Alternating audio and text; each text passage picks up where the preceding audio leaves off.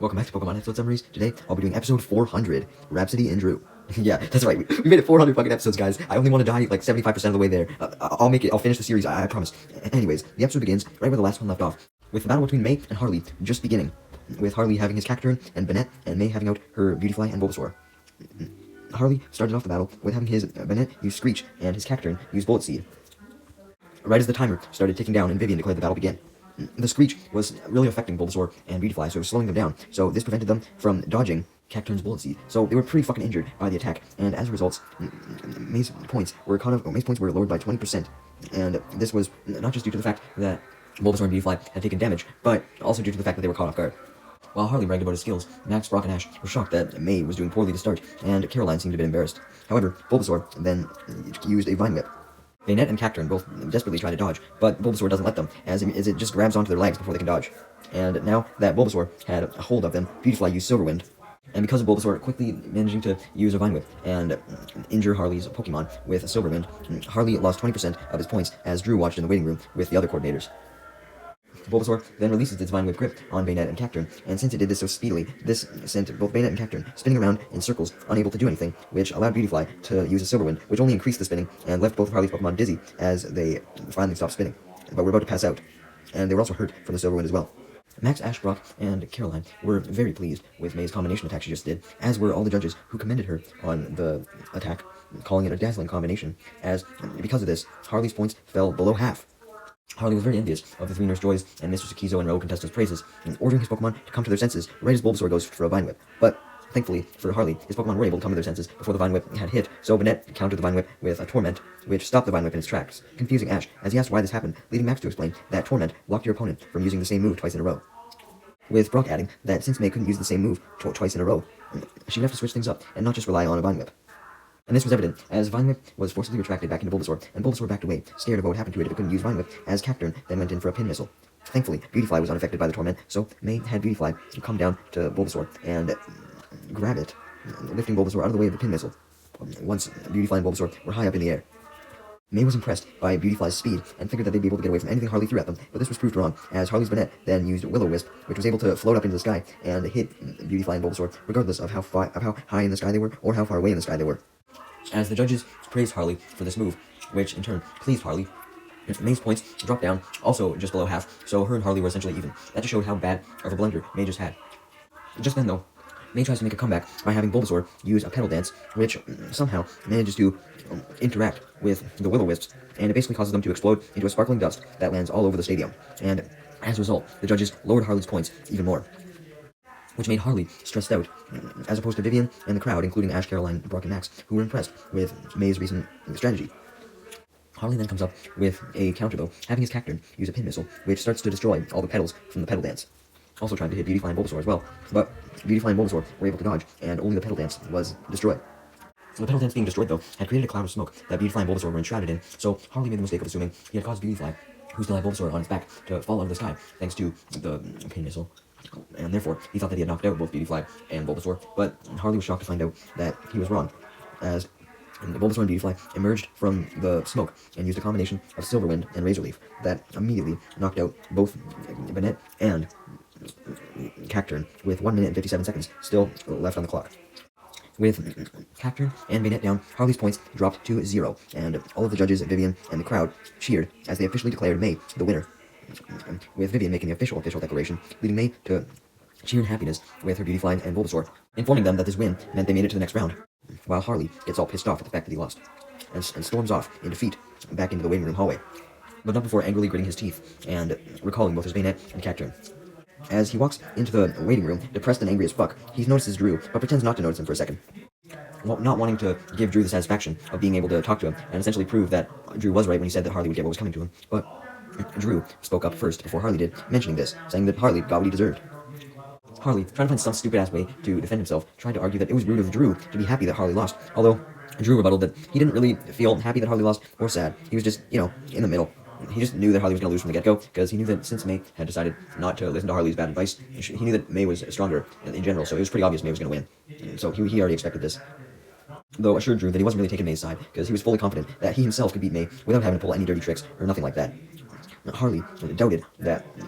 Drew really had nothing against him, and angrily just stormed out of the hallway fully into the waiting room, stating that even if Drew really did have nothing against him, he had plenty against Drew and May, and would only be happy once he saw both Drew and May lose in the next round. Drew just smiled at how fucking much of a loser Harley was and walked away. Going in for his match, which he won fucking easily. We didn't even get to see it on screen. He just kicked ass. Meanwhile, we then see Team Rocket, including Wobbuffet and Chimecho. Jessie was still set on entering the Grand Festival herself, even though she didn't have enough ribbons.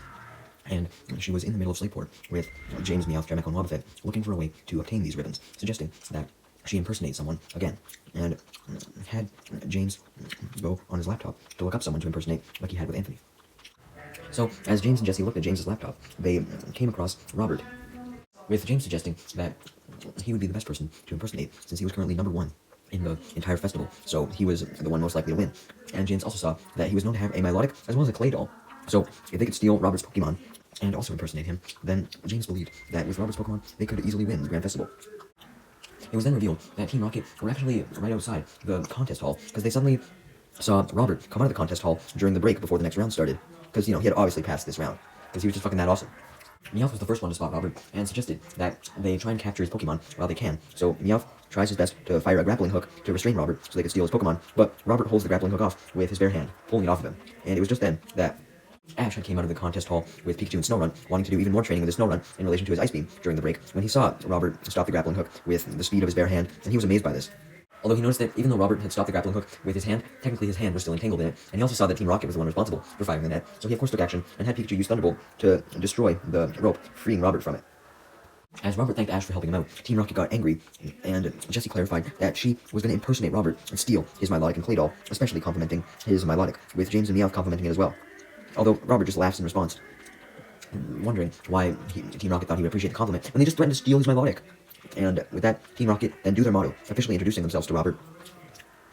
Also jumping up to a higher beam on the outside of the contest hall to assert dominance, and Jessie and James then sent out Cacnea and Dustox to forcibly attack Ash and Robert to take Robert's Milotic, although Cacnea hugged James first, as usual. In response, Ash tells Snorunt that it was finally time to put its Ice Beam to use and use it against Team Rocket, but unfortunately, Snorunt's Ice Beam barely came out.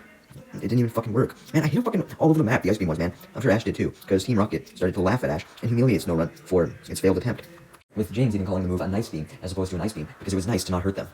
Ash was embarrassed, so he begged Snorunt to use Ice Beam again and actually try and unleash it this time, but Robert gave Snorunt some encouragement, telling it why it couldn't unleash its Ice Beam, also explaining to Ash as well, essentially saying that Snorunt was having trouble focusing its energy, and it needed to do that in order to launch the Ice Beam, suggesting that it focus its energy inside of its head before actually launching the attack. And if it did, then it should be able to launch Ice Beam properly. Ash was confused as to why Snorunt was having trouble storing its energy, leading Robert to admit that it was probably having trouble storing its energy because it was used to unleashing it all due to the immense amount of training that Ash had been doing with Snorunt, so kinda the training had been backfiring. So, both Ash and Robert, and as well as Pikachu, gave Snorunt some encouragement, urging it to focus its energy and launch a powerful Ice Beam, as Team Rocket continued to laugh at Snorunt, not concerned by it whatsoever, as they decided to focus all of their efforts entirely on Pikachu, and had Cacnea and Dustox use Pin Missile and Psybeam towards Pikachu to weaken it. In a Deus Ex Machina moment, though, before Pikachu got hit, Snorunt ran up and pushed Pikachu out of the way, taking both of the hits for it. This caused an explosion of smoke, but Snorunt withstood the smoke and the attacks. Just then, though, amidst all the smoke, a light started to glow, which was Snorunt glowing, as it then came out of the smoke, revealing that it had evolved. That's right, guys, Snorunt had just evolved into Glalie. Robert congratulated Ash on his evolution, as Ash saw Glalie emerge from the smoke and scanned it with his Pokedex to learn more about it. As for Team Rocket's reaction to Glalie, James and Meowth were threatened by Glalie's angry look, stating that it looked really fucking intimidating, but Jessie, much to James and Meowth's shock, even though they were already shocked upon seeing the evolution in the first place, actually found Glalie beautiful. While Team Rocket was trying to calm themselves down in front of Glalie, Jessie trying to calm down her excitement, and James and Meowth trying to calm down their nervousness, Robert informed Ash that he knew Glalie were known to be well coordinated and should have no problem controlling attacks, so suggested that he finally used Ice Beam, so Ash obliged, telling Glalie to use the move, and this Ice Beam was so powerful that it led Team Rocket to get freezed in a block of ice, and then this frozen block of ice was sent blasting off a second later. While Team Rocket was blasting off, they managed to break out of the ice, and while they landed somewhere completely random, Jessie stated how mad she was that her dreams of becoming a top coordinator had been ruined once again, leading Meowth to sarcastically reply that if she really wanted something to be ruined, then she should just wait until they landed, meaning that they were going to get absolutely fucked up and injured the second that they landed. Ash was left overjoyed with Glalie's evolution, as he and Pikachu jumped with joy, and Ash hugged Glalie and thanked it for helping and finally managing to master its Ice Beam for once. While Ash also thanked Robert for all his help as well, with helping Snorunt be able to focus on using its Ice Beam. To which Robert simply replied that he was more than happy to help. Meanwhile, back inside the contest hall, it was now time for the next round, with May being put up against none other than Anthony. That's right, Anthony returned. May was currently using her Bulbasaur and Combuskin, while Anthony was using his Swalot and Pinsir. Vivian was announcing the current status of the battle, which was that there was only 30 seconds left, and May still had half of her points, whereas Anthony only had about 30%. Combuskin then tried to use Peck on Swallowed. Right as Ash returned into the contest hall and joined Caroline, Max, Brock. But Combuskin couldn't even successfully use Peck since Pinsir revealed itself, having hid under Swalot. Basically, Swalot did the thing that Muck did, where it swarmed over something, and it did that to Pinsir, so Pinsir was able to break out and startle Combuskin, also using its own head pincers to clamp Combuskin's beak shut, so it couldn't use Peck at all. Swalot was about to take advantage of this and attack Combuskin, but before Swalot could do this, time ran out on the clock, and since May had more points left, she was declared the winner, officially moving on to the next round, leaving May to breathe a sigh of relief, happy that this difficult battle was over. Then she goes into the waiting room with Anthony, and Ash, Brock, Max, and Caroline meet her there as well, and she shakes hands with Anthony, who congratulates her on her victory respectfully. And also thanks Ash and the gang for helping them before, with even letting him participate in the Grand Festival in the first place, and wishes May good luck in the next round. Anthony then takes his leave, revealing that he was going to spend some time training for the next Grand Festival, although Max and Brock assure Anthony that he was quite good already. He just had bad luck going up against May. As soon as Anthony left, May's mom Caroline alerted everyone to the screen in the waiting room, where Vivian was now unveiling the matchups for the next round, also revealing that there was now only 8 competitors that had made it through. Caroline was then the first one to spot May's third round matchup, as the matchups were revealed as well, and she was shocked, as was everyone else when they saw it, because May was officially fighting Drew in this next round. Ash remarked that was quite the match for the quarterfinals, while Brock stated that it was inevitable that May would eventually have to face Drew if she wanted to win, since he would have likely been in the second or third place spot, at least. Of course, Robert had also made it to the top 8 as well, but no one paid attention to him. Anyways, we wasted no time, as a few minutes later, we cut to the contest hall again, the main stadium, with Caroline, Brock, Max, Ash, and Pikachu watching in the stands as usual, cheering May on as she came on the stadium, with Vivian announcing her, although Vivian also announced her opponent, Drew. And May chose to battle Drew with Combuskin and Skitty, while Drew chose to battle May with Roselia and Flygon. Brock, Max, and Ash were very shocked to see that Drew had a Flygon, as Ash even looked it up in his Pokedex because he had never seen one before, although Brock and Max were just surprised that Drew was using a Flygon, since they didn't even know that he had one before. May didn't know that he had one either, and expressed her surprise straight at Drew at the fact that he was using a Flygon, suggesting that Drew must have just caught it, but Drew denied this, explaining that this match was simply Flygon's debut appearance in contests. It wasn't new at all. He had actually raised Flygon specifically to battle against May in the Grand Festival, so he had caught it right before the Grand Festival, just so that he could have a new Pokemon to battle May with, and win the entire Grand Festival with. Vivian then declared that it was time for the match to begin, as the clock started counting down from 5 minutes, and Roselia started off by using a Petal Dance, and Flygon immediately flew right through it, going to attack May's Pokemon, with the audience impressed by the sparkling Petal Dance. And Vivian was also hyped about how fast Flygon was going, although May took action by having Skitty use Assist, which turned into Combuskin's Fire Spin, which completely burned all of the petals in the Petal Dance, ending the beautiful combination attack between Roselia and Flygon. Brock, Max, Ash, and Caroline were also impressed because not only did the Fire Spin get rid of the Petal Dance, but it also distracted Flygon, since Flygon had to fly super high up in the air to avoid the Fire Spin, and Combuskin used this to his advantage, as it proceeded to use a Sky Uppercut on Flygon while it was still up in the air. But unfortunately, Flygon was able to fly even further up and dodge the attack, since it was so fast, causing Combuskin to fall down to the ground right on Skitty, while Flygon hovered over them both, threatening to attack them. Understanding the threat of the incoming attack, May warned Combuskin and Skitty that things didn't look too good, and if they wanted to survive this attack, then they had to try and get up and avoid it, while Drew just cruelly smirked at May's desperation. Caroline observed this and commented that Drew was not someone who was going to let May ever get the upper hand, or try and let May's Pokemon recover, and sure enough, this was true, as Flygon and Roselia then used a joint attack, Flygon using Flamethrower, and Roselia using Solar Beam at the same time. These attacks covered too much area, so it was impossible for Combuskin and Skitty to dodge, and it just made it even more impossible because they were currently laying on top of each other. As the attack closed in, however, Ash couldn't think of any better advice to give to May, so he simply told her to have Combuskin and Skitty dodge the attack anyways, but May actually had a better idea, as she had Combuskin use all of its might to counter both of the attacks with a Fire Spin of its own to push the combined attacks away, which surprised Drew quite a bit. He certainly wasn't expecting that. May and Drew both lost points from this whole exchange because of the fact that, Skitty and Combuskin were knocked down, but Drew ended up losing more points because of the epic counter that May did. In fact, the audience was so impressed by this counter that they gave May some serious applause, more so than Drew. Drew had lost so many points that May was actually in the lead, leading Drew to actually compliment May, admitting she did have some skill, and he smiled, happy that he was being challenged. Right as Combuskin went in for another Fire Spin again, now that Combuskin and Skitty had the opportunity during this whole ordeal to stand back up. Brock, Ash, Max, and Caroline thought that another fire spin was a great move, but they were shocked when Flygon then countered the fire spin with a sandstorm, and eventually the sandstorm blew the fire spin away. During the chaos of both of these attacks, though, Skitty took the opportunity to aim a blizzard at Roselia, but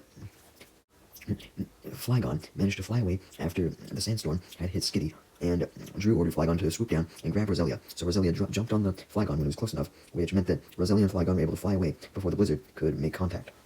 As a result of both of May's most recent attacks missing, her points took a massive hit. Now she was back down to 40%. May was nervous about this, but she tried to calm herself down by thinking about how to take down Flygon. But she only got more nervous when she realized that there was only 1 minute left before the match would be called, and she would lose because Drew appeared to be in the lead again now. So May decided to go with something simple, putting her trust in the unpredictability of Skitty's assist, ordering Skitty to use it, and the assist ended up turning into a Vine Whip. Much to Ash, Max, Caroline, and Brock's shock, though, the Vine Whip didn't hit Flygon or Roselia as Flygon flew up in time. But May simply laughed, saying that the Vine Whip missing was exactly what she was going for, adding that she could still make use of Vine Whip, and she proved that this was absolutely true, as she had Combuskin jump on the Vine Whip, and the Vine Whip flinged Combuskin up high into the air when Skitty moved the vines. As Combuskin approached Flygon, though, Drew saw what May was trying to do, sneak up on Flygon. So Drew decided to catch May off guard by having his Roselia use Magical Leaf from the ground, having Roselia jump off of Flygon. So from the ground, Roselia tried to distract Combuskin with Magical Leaf, but Skitty stopped the Magical Leaf, destroying it with a Blizzard. Flygon then uses a flamethrower to try and stop the blizzard and also attack Combuskin, but May was actually really hoping Drew would do this, as since Combuskin was a fire type, it was easily able to outlast the flames, and became engulfed in them as it absorbed the flames, and charged towards Flygon, now going in for a fiery tackle. Although with the sheer momentum this attack had, Combuskin was able to turn it into a fiery sky uppercut, combined with the tackle, and this hit Flygon hard, knocking it down to the ground as Ash and the gang cheered from the stands, along with the rest of the crowd, and even Norman and Kenny back at home at Petalburg were cheering immensely. Caroline, as well, overcome with joy, seeing her daughter work so well with Pokemon, admitting that she never could have anticipated May becoming such a strong trainer or coordinator since she used to hate Pokemon, but now she had a very strong bond with them. Even Vivian, of course, was giving May praise for her great attack there. And there was now only 30 seconds left in the match, but Drew still had the lead, unfortunately, even though he took a bit more damage points-wise from May's awesome attack. So May officially decided that she couldn't rely on points and had to beat Drew by getting a knockout on both of his Pokemon, as Norman and Kenny watched intently from Petalburg in the city on the TV. Anyways, since May didn't have a lot of time to try and come up with a new strategy, she resorted to using some pretty basic attacks next, having her Skitty use Tackle and her Combuskin use Quick Attack. Roselia used a Stun Spore, though, which resulted in Skitty and Combuskin stopping in their tracks and not being able to get their attacks off. May got immensely frustrated, pleading for Combuskin and Skitty to fight on, but they were paralyzed, so their attacks couldn't hit. He tried her best to encourage them, saying that Drew was almost down and had lost quite a bit of health, but it was useless, as Flygon then took advantage of his opponents being paralyzed and used a Steel Wing on both Skitty and Combuskin, knocking them out right as the 5-minute timer ran up. So May had lost, and Drew was declared the winner, since May had run out of points, leaving Drew to smile and walk off with his Pokemon, while the audience applauds and Vivian officially announces that Drew will be moving on to the top 4, the semifinals. As for May, she was upset by her loss, but stops her despairful look and puts on a brave face as she kneels down to Combuskin and Skitty and tells them she knew they did their best. Much to May's surprise, the whole crowd begins cheering for May and her awesome performance, and even Ash, Max, Brock, and Caroline all yell how proud they were of her. When Vivian cheered her on as well, May realized that what mattered was that the battle with Drew was really intense and fun, and also it was pretty impressive for someone like her who had never participated in a Grand Festival before to make it to the top 8. As for Harley's reaction, he was infuriated by all of the applause May was getting, for 2 main reasons. The first one, which made him declare that there was no justice in the world, was the fact that the crowd was cheering for May despite her loss, when the crowd didn't cheer for Harley despite his, and Harley was also upset about the fact that after all his scheming to carefully beat May, he lost, but Drew beat her without barely any planning whatsoever, and he just continued to sulk in sadness, not wanting to accept this fact. Anyways, now that May had lost, she joined Ash, Brock, Max, and Caroline in the stands and watched the semifinal matchups, which Drew and Robert won. So it was now time for the final match, Robert versus Drew, with May deciding to root for Drew, since if he beat her, then he wanted him to win the entire festival, so that it could be argued that she was potentially at least the second best. We then cut to a bit of a time skip, where the battle was already well underway, with Drew having lost a lot of his points, over fucking 90%, while Robert had only lost 40%. And there was 30 seconds left in the match, with Drew using Flygon and Masquerain, and Robert using Milotic and Claydol. Milotic then used a Twister, while Claydol floated through the Twister extremely fast and suddenly popped out to startle Masquerain and Flygon. And because they were startled, Claydol was able to get off a strong Hyper Beam on them, and Milotic was able to finish them off with Iron Tail, sending them both plummeting to the ground, and making Drew lose all of his points just as the time ran out. So, Robert was officially declared the winner of both the round and the entire Halloween Grand Festival, therefore becoming the top coordinator. When Drew looked up on the screen, which confirmed that Robert had won, he was utterly speechless, but at the same time praised Robert's strength, admitting he truly was strong. Well, Ash and the gang kind of felt bad for how bad Drew lost. A little while later, Robert then stands on the podium in the middle of the stadium that had risen up, and Vivian happily activates some confetti cannons, and all the judges stand around, along with Vivian, next to Robert and his melodic and clay doll, as Vivian presents him with the top coordinator award, the coveted ribbon cup. All the other coordinators had to go down by the podium to congratulate Robert, and during this whole award ceremony, May revealed to Drew how sorry she was that he lost, but Drew wasn't bothered by the loss at all, saying that he made it pretty far, and that was good enough on its own, and taunted her a bit, saying that she wouldn't have made it far against Robert, so it at least made him feel better that he at least beat her, and admits that it seems there will always be someone better for everyone, except for Robert anyways, because, he was just fucking unbeatable, but everyone else, they had something to strive for. Vivian then announces that there would officially be an after-party for all the coordinators and their friends to attend later that night. So, sure enough, after the applause of the audience for Robert had ended, the night soon arrived, and everyone attended the after-party. And once the after-party was over, May simply sat alone on a bench, trying to recover from the abundance of food that she had eaten. But at the same time, she was still glad that this after-party even existed, and was able to celebrate all the coordinators in the Grand Festival, even the ones who lost. Suddenly, she was able to see some bright flashing lights reflect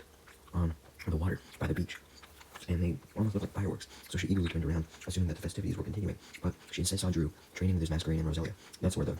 lights were coming from. May curiously went up to Drew, wondering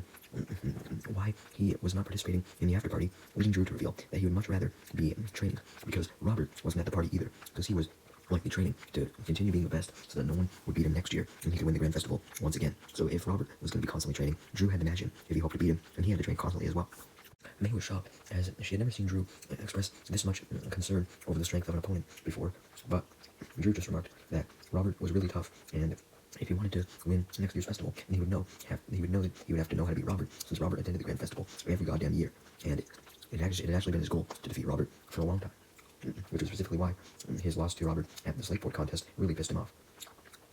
And Drew just went on and on about how he wanted to end Robert's undefeated streak, revealing that Robert hadn't lost a battle for years, and Drew wanted that glory. Drew also explained to May that if she wanted to become top coordinator, that she had to keep practicing and getting better constantly as well. Drew then leaves May with some parting words, revealing that he had already thought of which attacks to use next year, and told May that he hoped to see her next year in the Grand Festival as well, admitting that she had really improved since when she first started out, and he then walked off, leaving May utterly speechless, questioning in disbelief if Drew really had just complimented her, but May's thoughts were then interrupted as she was startled by the sudden approach of Ash, Max, Brock, and Caroline, and Ash and Max offering May some dessert that she hadn't grabbed, such as some vanilla ice cream, to which she refused because she was so startled.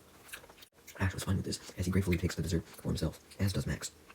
Caroline and Ash were the first ones to notice that Drew was walking away, and Caroline commented that Drew sure was amazing in the festival, although she realized that Drew and May were momentarily alone on a romantic beach, so she suggested that maybe Drew and May had something romantic going on, although an annoyed May adamantly denied this, telling her mother that they were just friends and rivals, although she also admits that Drew did give her something to consider. Revealing that after Drew said he really wanted to go to the next festival, May got determined to do so as well, and she also got determined to never give up before she became a top coordinator, adding that it was her lifetime goal. Action Max applauded May's new enthusiasm, although Brock reminded May that becoming a top coordinator would require plenty of practice. This didn't discourage May, however, saying that she would do any practice necessary. And with that, the rest of the gang and Caroline all wished May luck, as Caroline stated how proud she was of her daughter's new ambition, but she also reminded May that now she had to support Ash as he tries his best to become the next Hoenn League champion at the Hoenn League Evergrande Conference. Ash had supported her, now she had to return the favor. With that, Caroline, Brock, Max, and May all wished Ash luck in the Evergrande Conference, and May reminded him to do his best no matter what, and Ash promised to do so, knowing he would need to give his absolute best if he actually wanted to become the Hoenn League champion. The episode then ends with Ash and the gang saying goodbye to May's mother Caroline and getting ready to head for Evergrande City, the site of the Hoenn League. We're finally there, almost.